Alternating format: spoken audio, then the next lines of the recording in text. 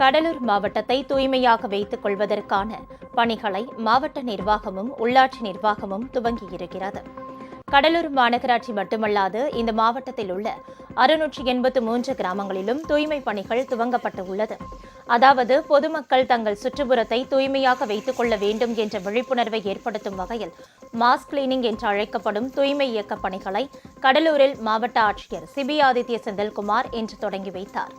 அப்போது செய்தியாளர்களிடம் பேசிய அவர், மாவட்ட நிர்வாகம் மேற்கொள்ளும் நடவடிக்கைகளுக்கு பொதுமக்கள் ஒத்துழைப்பு கொடுக்க வேண்டும் என கேட்டுக் கொண்டார். முக்கியமான நோக்கம் நம்ம பொதுவெளியை சுத்தமா வைக்கணும்.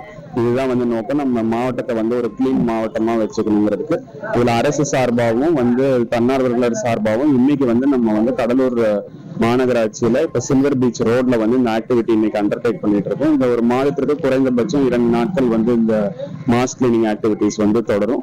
இதுல பொதுமக்களும் நம்ம கடலூர் மாவட்டத்துல ஒத்துழைச்சு நம்ம மாவட்டத்தை நல்லா கிளீனா வச்சுக்கிறதுக்கு கோஆபரேஷன் கொடுக்கணும்னு கேட்டுக்கிறேன்.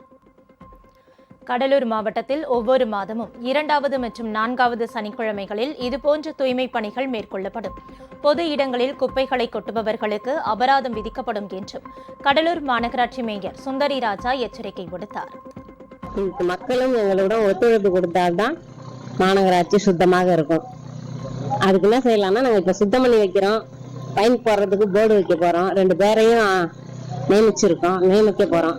யார் போடுறாங்களோ அவங்கள பிடிச்ச உடனே ஃபைன் போடுறதுக்கு.